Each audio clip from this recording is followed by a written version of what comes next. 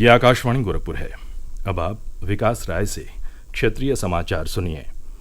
Medical प्रवेश परीक्षा NEET के परिणाम को लेकर उठे विवादों पर आज सुप्रीम कोर्ट में सुनवाई हुई। इस दौरान परीक्षा कराने वाली नेशनल टेस्टिंग एजेंसी ने नीट में ग्रेस मार्क वाले छात्रों को दोबारा परीक्षा देने का विकल्प दिया है। एजेंसी के अनुसार ऐसे 1563 छात्रों की परीक्षा 23 जून को होगी और इसका परिणाम भी जून में ही जारी कर दिया जाएगा। उधर सुप्रीम कोर्ट ने मामले से जुड़े याचिकाओं पर सुनवाई करते हुए कहा कि छात्रों को डरने की जरूरत नहीं है। पूरी तरह से परीक्षा को रद्द कर देना अभी उचित तरीका नहीं है। कोर्ट ने कहा कि नीट की काउंसलिंग पर रोक नहीं लगाई जाएगी। प्रधानमंत्री नरेंद्र मोदी का वाराणसी दौरा 18 जून को प्रस्तावित है। इस दौरे के दौरान श्री मोदी अपने संसदीय क्षेत्र से प्रधानमंत्री किसान सम्मान निधि की 17वीं किस्त भी जारी करेंगे। 17वीं किस्त में देश के 9.3 करोड़ किसानों के बैंक खातों में करीब 20,000 करोड़ रुपए की राशि हस्तांतरित की जाएगी।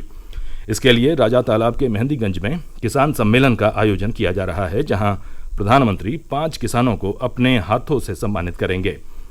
प्रधानमंत्री के प्रस्तावित कार्यक्रम को लेकर कल शाम मंडलायुक्त कौशल राज शर्मा और पुलिस आयुक्त मोहित अग्रवाल ने मेहंदीगंज पहुंचकर तैयारियों का जायजा लिया और जरूरी निर्देश दिए।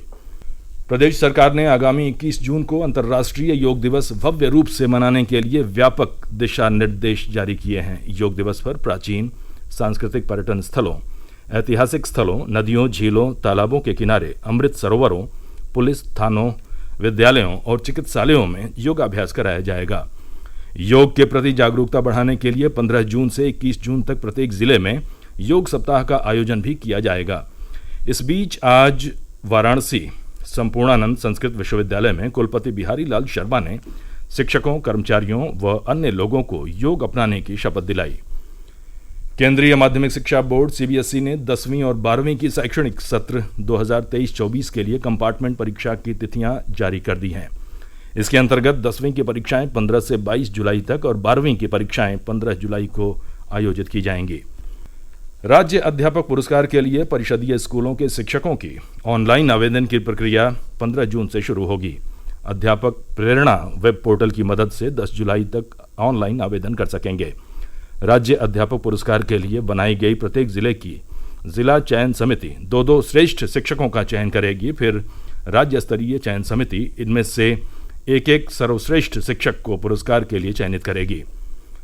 देश में नए आपराधिक कानून 1 जुलाई से लागू हो जाएंगे। इसके तहत भारतीय न्याय संहिता 2023 में महिलाओं और बाल तस्करी के लिए पीड़ित केंद्रित दृष्टिकोण अपनाया गया है।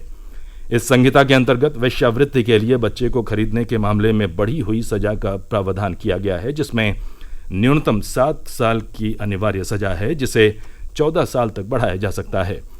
इसके साथ ही इस संहिता में मानव तस्करी के उद्देश्य से शोषण अभिव्यक्ति में भिक्षावृत्ति को भी जोड़ा गया है। गोरखपुर से आजमगढ़ तक 91 किलोमीटर तक की लंबाई वाले गोरखपुर लिंक एक्सप्रेस वे का निर्माण कार्य जून माह के अंत तक पूरा हो जाएगा।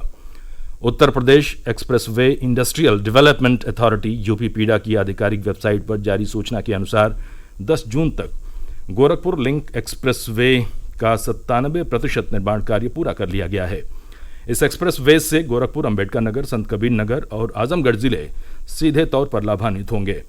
आजमगढ़ में ये express way Purvanchal express way से जुड़ जाएगा। पर्यटकों की उमड़ती भीड़ को देखते हुए पीलीभीत टाइगर रिजर्व और लखीमपुर खीरी जिले में स्थित दुधवा नेशनल पार्क का पर्यटन सत्र 25 जून तक के लिए बढ़ा दिया गया है।